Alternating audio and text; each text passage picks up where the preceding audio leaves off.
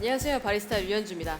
저는 커피를 하는 동안 처음으로 한 템포 쉬어가면서 여행도 다니고 책도 읽으며 제 자신을 조금 되돌아보는 시간을 가졌습니다.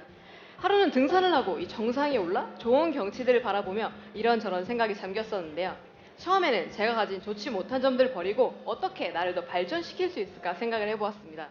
하지만 한참을 생각해보니 제가 가진 단점을 무조건 버리기보다는 이 단점을 제 모습의 일부분으로 인정하고 받아들인다면 오히려 저만의 색깔을 만들어 더 큰 성장을 이룰 수 있을 것이라 생각했습니다. 결국 이 단점이라는 것도 어떠한 관점에서 바라보느냐에 따라 충분히 장점으로 변화할 수도 있다는 것을 저는 알게 되었습니다. 자, 심사위원 앞에 놓여진 이 그래프를 먼저 봐주시기 바랍니다. 다들 한 번쯤 이 그래프 본 적 있으신가요? 제가 이 그래프에 대해서 조금 더 쉽게 설명을 해드리겠습니다. 이 그래프는 커피를 그라인더에 넣고 스위치를 켠 순간부터 그라인딩되는 입자의 크기를 나타내는 분포도입니다. 만일 그라인더가 항상 켜져 있지 않다면 초반에는 이물질이나 불규칙한 날의 회전수에 의해 다소 굵은 입자가 나오고 시간이 지날수록 제가 세팅한 값에 가까운 조금 더 균일한 입자가 나오는 것을 알 수 있습니다. 하지만 이 균일한 입자를 얻어내기 위해서 그라인더를 항상 켜둔다면 과도한 열 발생으로 인해 커피의 향이 손실되어 맛에 직접적인 영향을 끼치게 됩니다. 그래서 많은 바리스타들은 초반에 분쇄되는 입자를 버리거나 고가의 그라인더를 사용해 두 입자 간의 편차를 줄여주는 방법을 사용하고 있습니다. 하지만 저는 이 초반에 분쇄되는 다소 굵은 입자를 완벽히 제거할 수 없다면 이 입자가 가진 단점을 더 살려서 효율적으로 커피를 만들 수 있는 방법을 생각해 보기로 했습니다. 마치 제 단점을 제 모습의 일부분으로 인정하는 것처럼 말이죠. 그리고 두 입자가 가진 맛을 각각 따로 추출해서 테스트해 보기로 했습니다.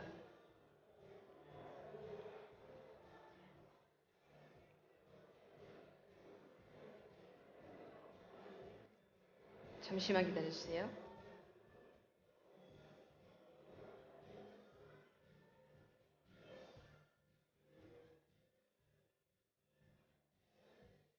자, 이제 앞쪽의 IP에 주목해 주시기 바랍니다. 테스트 결과 굵은 입자에서는 이 바닐라의 아로마와 그리고 케인 슈가의 플레이버 그리고 시러피한 마우스필을 느낄 수 있었고, 다음으로 가는 입자에서는 이 블랙 슈가의 애시디티와 그리고 잘 익은 체리의 플레이버 그리고 스윗 애프터 테이스트를 느낄 수 있었습니다. 저는 이 테스트를 통해서 두 입자를 모두 사용하면 한 가지 커피가 가지고 있는 이 맛의 스펙트럼이 더욱 넓게 나타난다는 것을 알게 되었습니다.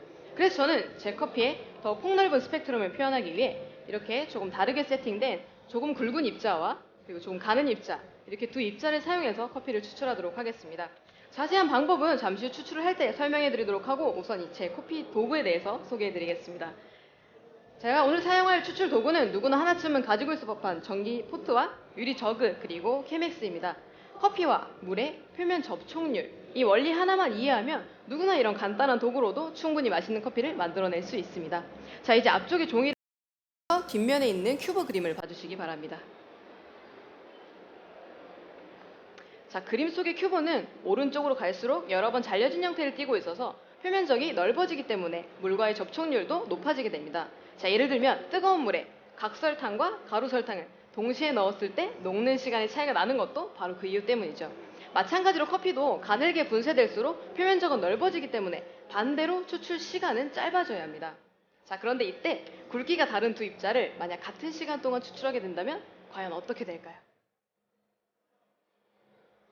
당연히 동일한 추출은 이루어질 수 없는 것이겠죠. 저는 그런 원리를 이용해서 제가 준비한 이 두 가지 입자에 각각 시간차를 두고 추출하는 방법을 사용하도록 하겠습니다. 자, 먼저 굵은 입자 10g을 넣도록 하겠습니다.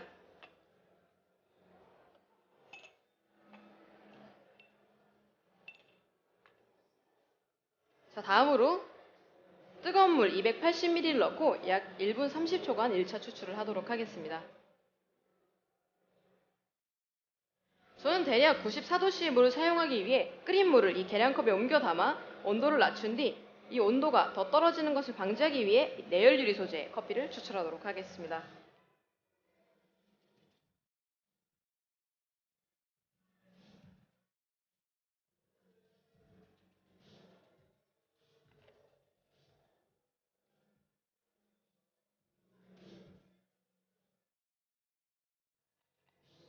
자, 첫 번째로 추출된 이 굵은 입자에서는 바닐라의 아로마와 케인 슈가의 플레이버 그리고 시러피한 마우스필을 느낄 수 있습니다.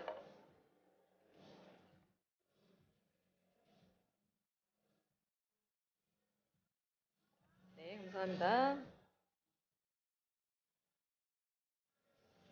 그리고 제 커피의 가장 큰 특징인 이 스윗 애프터 테이스트를 더욱 끌어올리기 위해 생도를 저온에 투입해 11분간 로스팅하였고 이틀간의 수성 과정을 거쳤습니다.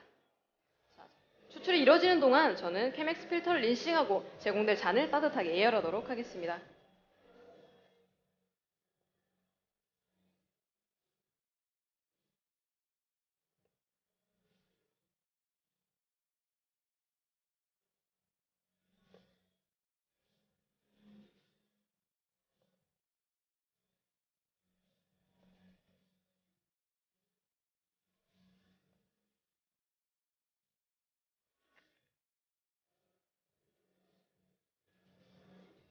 자, 어느 정도 예열된 잔을 깨끗하게 닦아내도록 하겠습니다.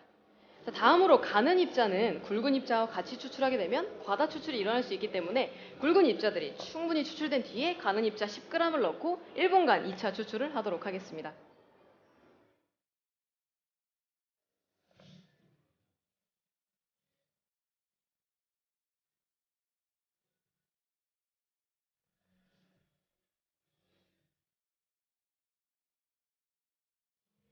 자, 이제 굵은 입자의 추출이 끝이 났는데요. 그럼 다음으로 가는 입자 10g을 넣고 약 1분간 2차 추출을 하도록 하겠습니다.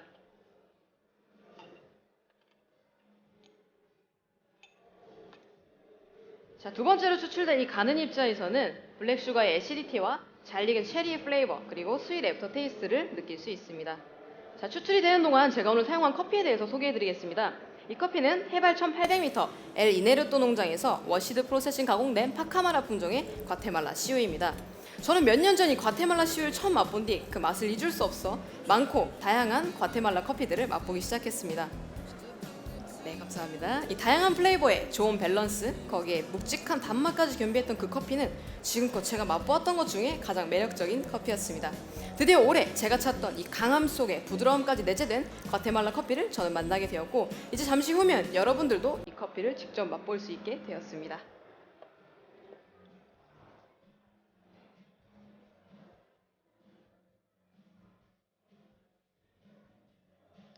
자, 이제 추출이 끝난 커피는 이 케맥스 필터에 여과를 시켜 제공을 해드릴 텐데요.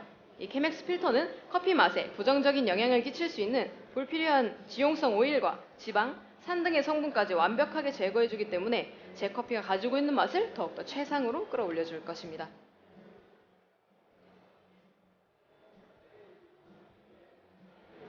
이렇게 서로 다른 두 입자가 만나 잠시 후 제공될 커피는 바닐라의 아로마와 케인슈가 잘 익은 체리의 플레이버, 블랙슈가의 애시디티, 시러피한 마우스필과 스윗 애프터 테이스트를 모두 즐길 수 있습니다.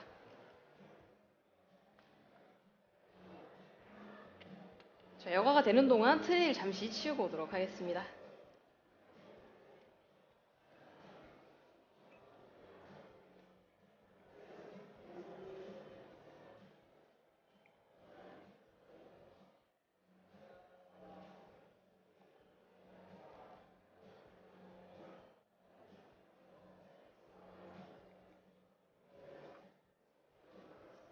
자, 오래 기다리신 만큼의 맛있는 커피를 잠시 후 제공해 드리도록 하겠습니다.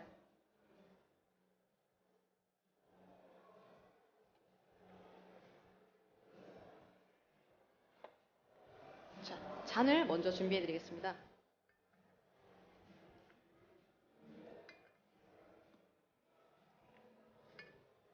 저는 그라인딩 시 다르게 분쇄되는 두 입자를 모두 사용하는 것만으로도 한 가지 커피의 플레이버 스펙트럼을 더욱 넓게 표현할 수 있다는 것을 이 자리에서 입증하게 되었고, 이런 간단한 방법을 여러분들도 직접 경험할 수 있게 하고 싶었습니다. 자, 좋은 머신과 좋은 그라인더, 균일한 입자만이 좋은 커피를 추출할 수 있다는 것보다는 이 자리에 있는 바리스타가 최선의 방법을 다해 고객이 만족하는 커피를 만들고, 더 나아가 이 일반인들이 가정에서도 맛있는 커피를 즐길 수 있는 방법을 찾아서 제시해 줄 수 있는 역할까지 하는 것이 진정한 프로 바리스타가 갖춰야 할 모습이 아닐까 싶습니다. 자, 커피를 준비해 드리겠습니다. 커피를 받으시면 더욱더 시러피한 마우스필을 충분히 느낄 수 있게 케맥스를 크게 3번 정도 흔들어서 잔에 따라 드시기 바랍니다.